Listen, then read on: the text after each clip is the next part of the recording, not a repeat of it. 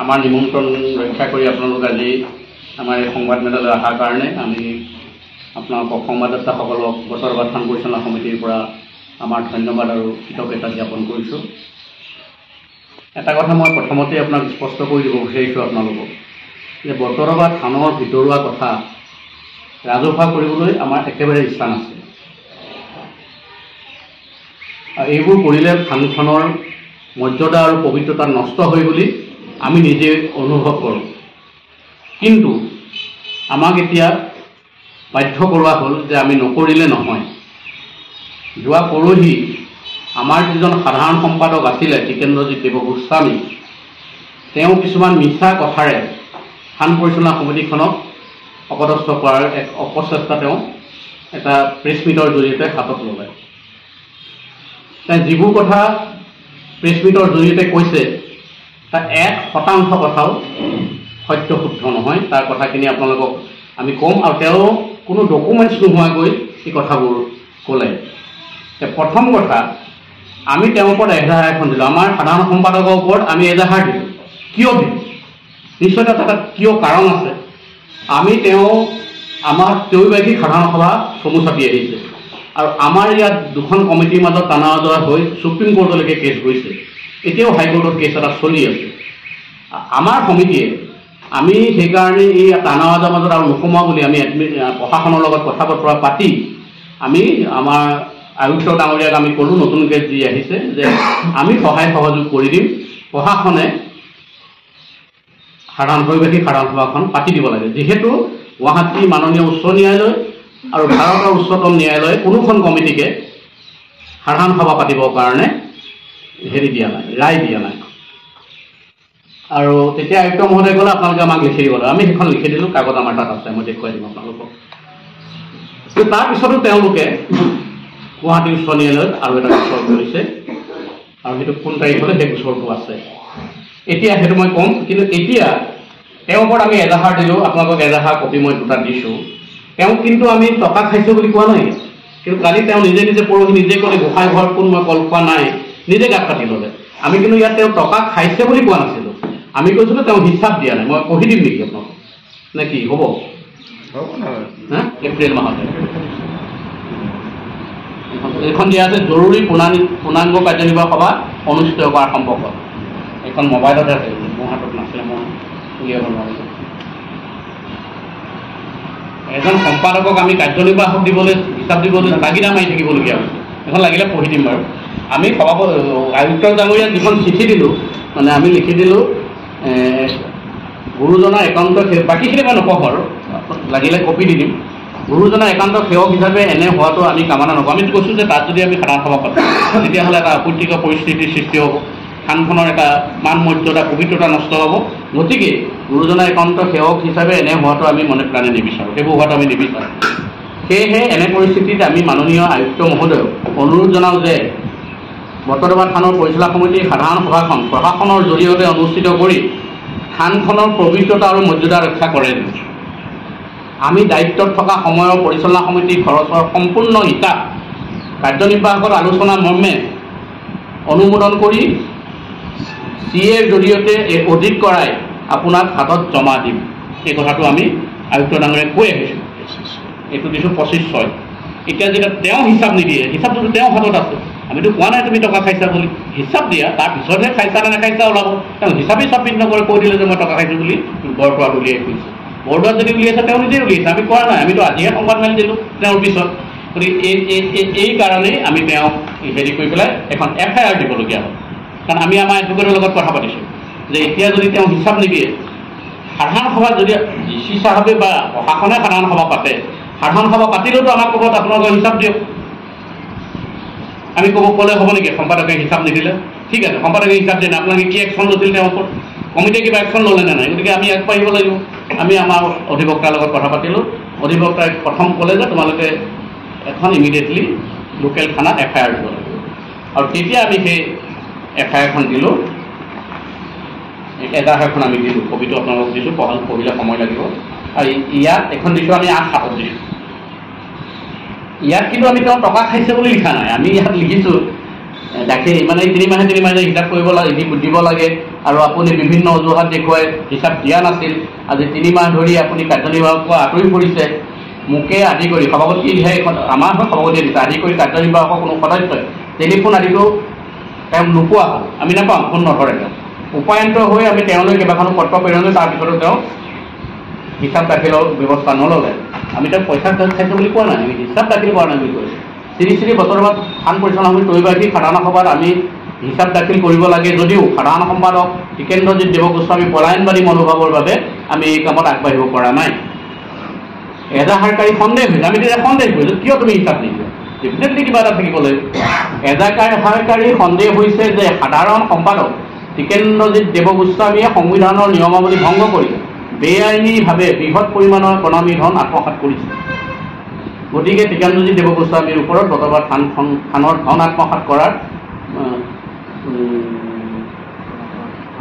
কৰা অপৰাধত তদন্তক্ৰমে ব্যৱস্থা গ্ৰহণ কৰিবলৈ এই এজাহাৰ জৰিয়তে এই এজাহাৰ দাখিল কৰা হ'ল আমি বেংকৰ একাউণ্ট নম্বৰটো এইটো হেৰিয়ত দি দিছোঁ এইখন মই লিখা নহ'ল একাউণ্ট নম্বৰটো পৰা লিখি দিম আমি অ'চিক দি দিছিলোঁ একাউণ্ট নম্বৰটো কিয় দিছিলোঁ আজিকালি বেংকত এটা নিয়ম আহি গ'ল মোৰ একাউণ্টৰ ষ্টেটমেণ্ট বিচাৰিলে আপোনালোকক নিদিব আপোনালোকৰ একাউণ্টৰ ষ্টেটমেণ্ট আমি বিচাৰিলে নিদিম মানে একদম একাউণ্ট চহী থকা হোল্ডাৰজনে চহী কৰি দৰখাস্ত দিব লাগিব যে আমাক ষ্টেটমেণ্ট লাগে এতিয়া আমি ষ্টেটমেণ্ট উলিয়াব পৰা নাই কাৰণ কেচিয়াৰে চহী কৰি আমাৰ সম্পাদকে চহী নকৰে বেংকতো তেওঁ চহী আছে গতিকে আমি ষ্টেটমেণ্টটো উলিয়াব পৰা নাই কিন্তু আমি বিশেষ সূত্ৰে গম পোৱা মতে তেওঁ কেছ উইথড্ৰল চেল্ফত নিজৰ নামত প্ৰায় 12 পৰা 14 লাখ টকা উলিয়াই লৈ গৈছে কোনে উলিয়াইছে আমাৰ সম্পাদকে নাম টিকেন্দ্ৰজিৎ দেৱগোস্বামী তেওঁ উলিয়াই লৈ গৈছে কিন্তু এইটো আমি বিশেষ সূত্ৰে গম পোৱা মতে সেইকাৰণে তেওঁ হিচাপ দিয়াৰ পৰা আঁতৰি আছে আৰু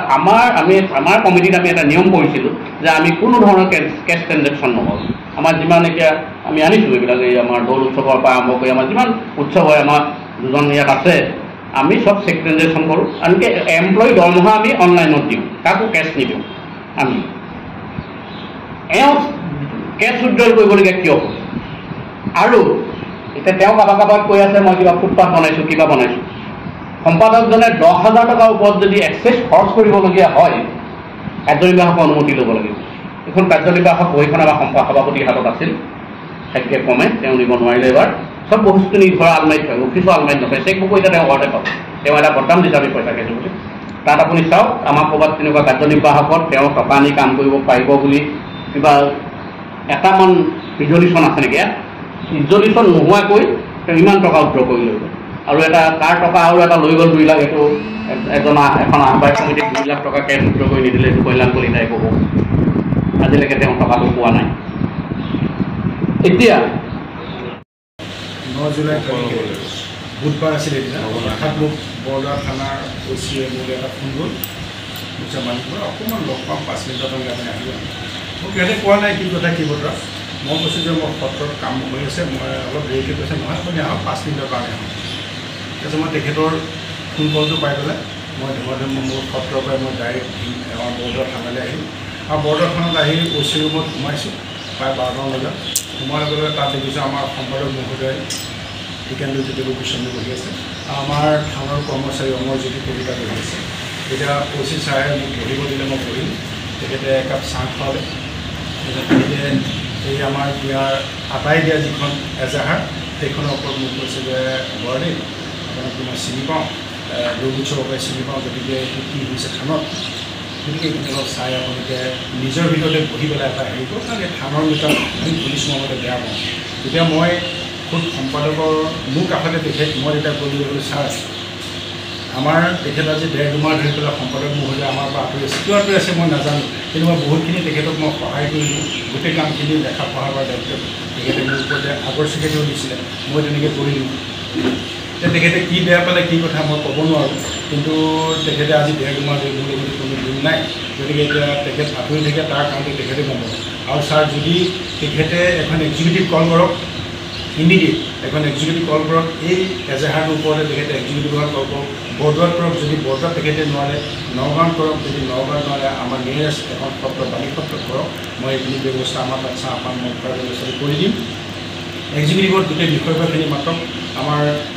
যিখিনি মেম্বাৰ আছে মাত্ৰ যিখিনি উপস্থিত হয় তাতে তেখেতে হিচাপ নিকাচখিনি দাখিল কৰক ফাইনেন্স ছেক্ৰেটাৰীও আমাৰ আহিব ময়ো তেখেতক ক'ম ইয়ালৈ আহিব গোটেইখিনি আমি এতিয়া যিহেতু আপকামিং আমাৰ যি সাধাৰণ সভা আছে 14 সেই সাধাৰণ সভা যে এই কাগজ পত্ৰখিনি গোটেইখিনি যুগুতাই পেলাই খা খৰচ আমাৰ কাৰ্যকালৰ গোটেই খৰচৰ যিখিনি খতিয়ান সেইখিনি আমি CA দ্বাৰা কৰাব লাগিব ঠিকানদাৰ গতিকে আপুনি ইমিডিয়েট এক্সিকিউটিভ এখন কল কৰক মই এইখিনি পৰামৰ্শ দিছোঁ আৰু তেতিয়া এট প্ৰেজেণ্ট আমাৰ OC ছাৰ আছে যে ছাৰ এইখিনি তেখেতে কৰিব দিয়ক মই সম্পূৰ্ণ চেষ্টা কৰি গোটেইখিনি মিলাই দিয়া এটা ব্যৱস্থা কৰিম কিন্তু তেখেতে সিদিনা প্ৰেছ মিটত সম্পূৰ্ণ এটা উল্টা কথা কৈছে মোৰ তেতিয়া আছে মনত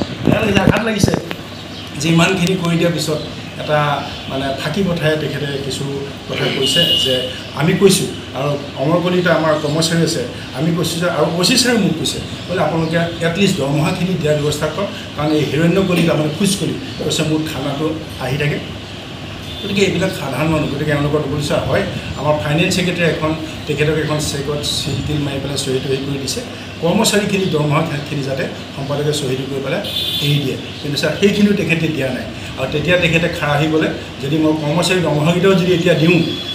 দিলে মোক বৰ্ডৰ ৰাইজে ধৰিব তেনেকুৱা কিছু ককাই ভাই কথা কওঁ যে মোৰ ভাই ককাই আছে মই ভাই ককাইৰ লগত পৰামৰ্শ ল'ব লাগিব গতিকে তেখেতে তেনেকুৱা ধৰণৰ কিছু কথা কৈ পেলাই OC ছাৰৰ ওচৰৰ পৰা তেখেত আহি তাৰপিছত আমিও পৰ্যায়ক্ৰমে ঘৰলৈ উভতি আহিলোঁ কিন্তু পৰহি দিনা যি প্ৰেছ মিটত তেখেতে